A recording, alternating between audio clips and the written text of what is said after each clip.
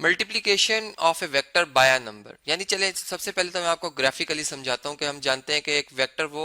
Quantity होती है जिसके लिए मैग्नीट्यूड और डायरेक्शन जो है वो लाजमी होती है, तभी वो कंप्लीटली डिस्क्राइब होती है। ये एक वेक्टर है जी, ठीक है। और अब मैं अगर इसको सिंपल एक नंबर से मल्टीप्लाई कर देता हूँ, मैं कहता हूँ ये वेक्टर जो था वो हमारे पास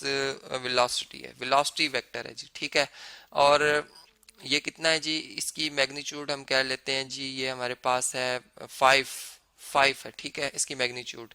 और मीटर पर सेकंड इसके यूनिट है। अब ऐसा है कि अगर मैं इस वेलोसिटी वेक्टर को मल्टीप्लाई कर देता हूँ मैस से, जो अगर एक बॉडी मूव कर रही है तो उसका कोई मैस भी होगा, मैं कह देता हूँ कि वो हमारे पास जो है वो 5 kg है।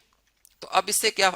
क्या इफेक्ट पड़ेगा इस पे, यानी अब जो हमारे पास एम वी यानी इसके मैस और इसकी वेलोसिटी का जो हमारे पास प्रोडक्ट बनेगा, उससे क्या फर्क पड़ेगा कि ये जो हमारे पास एक एम वी जिसको हम मोमेंटम कहेंगे इस ऑब्जेक्ट का, जिसे पी से जाहिर किया जाएगा, ये इंक्रीज कर जाएगा, यानी इसकी डायरेक्शन तो वही रहेगी,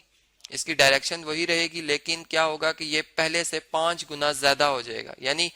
इस देखें, अगर आप ये यहां से लेके यहां तक, ये 5 1 टाइम, 5 2 टाइम, 5 3 टाइम, 5 4 टाइम और 5 5 टाइम, यानी मैंने अंदाजन बात की है, थोड़ा बहुत कम या ज्यादा यहाँ पर, यानी मैंने ड्रॉ की थी लाइन। तो ये हमने देखा जो हमारे पास मोमेंटम है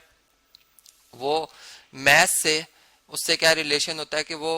जैसे किसी वेक्टर की हमने भी बात की तो उसके मैग्नीट्यूड को इंक्रीज कर देता है, लेकिन डायरेक्शन को क्या रखता है जी, सेम रखता है। तो इसी तरह अगर चलें यूं बात करते हैं कि अब चूंकि मैथ नेगेटिव नहीं होता, मैथ जो होता है वो हमारे पास पॉजिटिव होता है। और इसी तरह जो वेलोसिटी है डायरेक्शन वाइज, हम अब अगर अपोजिट डायरेक्शन की बात करेंगे तो हम यूं कह सकते हैं कि एक जब कोलिजन होता है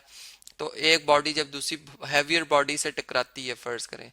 या एक ऐसी दीवार से टकराती है, तो उससे टकराने के बाद जो है वो अगर बहुत लाइट बॉडी तो वो किसी एक एंगल पे वापस मूव करना शुरू कर देगी। अब वो जो एंगल आएगा उसका, या जो उसकी वापस आने वाली जो उसकी स्पीड होगी या मोमेंटम जो उस वक्त बनेगा, उसको हम नेगेटिव में अगर लिखना चाहें तो इस तरह से लिख सकते हैं कि फर्ज करें, अब मैं यूं बात करता हूं कि इसमें अब जो चूंकि इसका मैस हम यही बात करते हैं कि ये मैस, इस बॉडी का मैस 5 kg ही कांस्टेंट है, लेकिन अब इसकी जो स्पीड है, वेलोसिटी है, वो हम यूं कर लेते हैं कि उसकी मैग्नीट्यूड जो है स्पीड, यानी ये हमारे पास है जी 5 मीटर पर सेकेंड। लेकिन चूंकि अब ये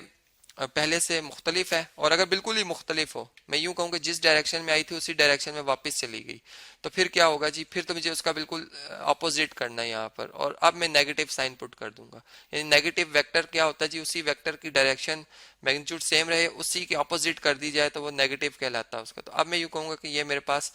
जो है -5 मीटर पर सेकेंड है, ये वेलोसिटी इस ऑब्जेक्ट की फाइनल। तो अब जो हमारे पास मोमेंटम बनेगा, यानी अगर मैं अब इसको 5 से मल्टीप्लाई करूंगा तो ये सेम, यानी हमारे पास यही वेक्टर आएगा मैग्नीट्यूड के हिसाब से, लेकिन जो डायरेक्शन है वो बिल्कुल उसके